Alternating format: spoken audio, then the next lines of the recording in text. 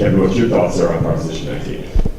Well, it's kind of confusing. I mean, we're actually sitting here right next to the expert, so I'm gonna let her take it, because she was working with Osterdown, who Richard Lee was the main guy behind that. But I thought it was gonna pass. I think I don't know. I was a little disappointed that all the potheads kind of turned on each other at the last second. I think a lot of the propaganda. I was thinking that even if it passed, it was going to take forever for it to get up and running, and that it was just going to be a show of force.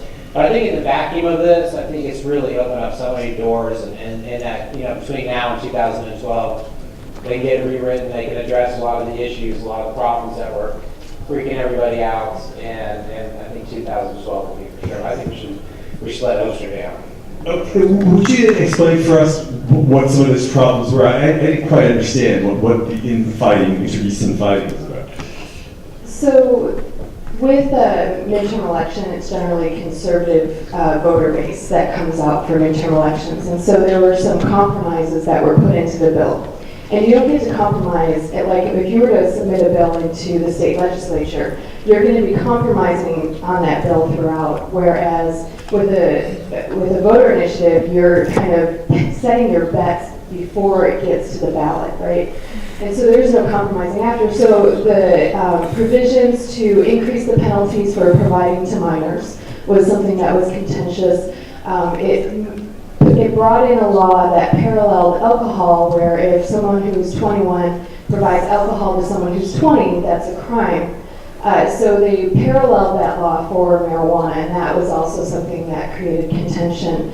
So there was a number of things that brought about that kind of contention, and then also there was just a lot of fear propaganda that happened, like big corporations coming to take over the industry. And the reality of that, if you put some thought into it, is that it's not going to happen right away, because the corporations are basically in bed with the federal government, and it's currently federally illegal, right? It's federally illegal, so that means that the corporations are not going to put all of their billions of dollars of assets on the line with asset forfeiture laws, which means that the feds can take everything that they have, and so that's just not going to happen. And so really, if we legalize it beforehand, and alcohol prohibition in New York ended 10 years before the federal law was repealed, right, that gives us a window of opportunity for our people who have been really building this industry from the ground up to really get the foothold into the industry, so that way we can actually prevent corporate takeover, because we will already establish the industry, we will already be the leaders. And so coming together is really important for 2012, and also I just really want to presence that one of the things that I think the conservative side does really well is they come together even when they're in disagreement. And I was thinking about this when we were going through this election this year, and I was like, wow, maybe that's one of the issues that we're facing as people who are liberal, at least I consider myself liberal, and is that we have our ideals. And if something doesn't measure up to our ideals, we can't set aside our ideals for the greater good of what we're working towards to come together. And so I just really want to encourage us to come together, even if it's not the perfect ideal, because if we're really going to take on the biggest, baddest power there is, which is our federal government, we need to have some solidarity. So.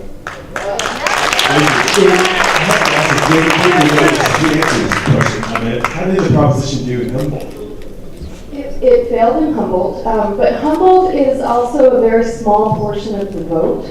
It really, where it lost that counted was Southern California, and Southern California is more conservative generally than Northern California. So it didn't carry in a lot of places, and that's just the reality of a midterm election.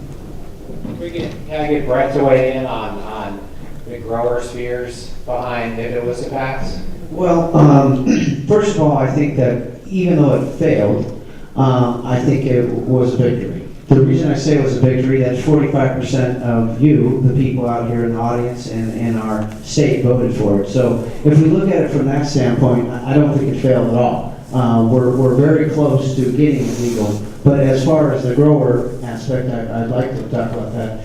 I think the number one thing, at least from my standpoint of being a grower and a breeder, for me is that I'm looking at it as a standpoint that if the people in Oakland were really realistically, that's where this came from, this push of legalization was there, they missed the boat. What I mean by they missed the boat, they should have went to the growers that actually provided them the opportunity to get enough money for them to even get on the ballot.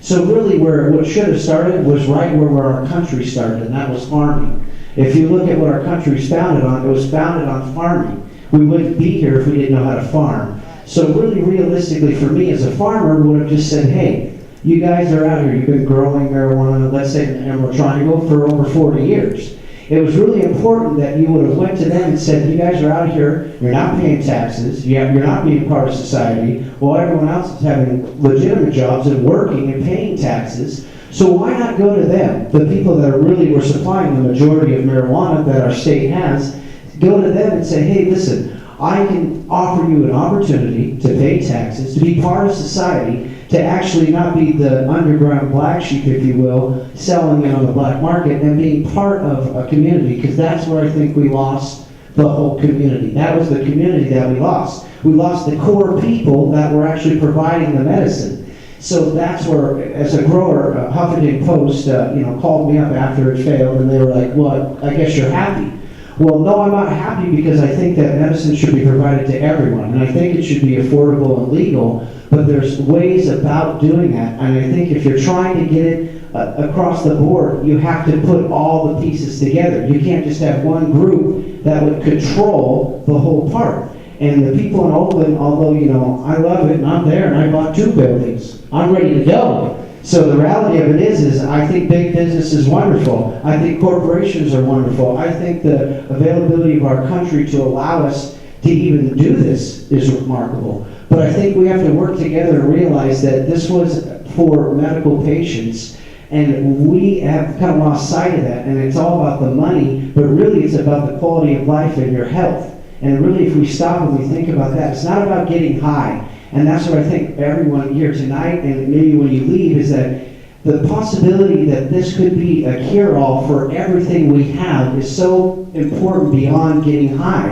It's not about getting high, it's about a quality of life. And everyone in this room, we know someone that's been sick, we know someone that's been hurting, we know someone that needs help, and this pharmaceutical thing's not working. So if we could, as a group, come together like that, I really see us not only defining America as a state here in California to set the example of the bar, but we need to lead by a group, not by individuals. Because one guy didn't do this.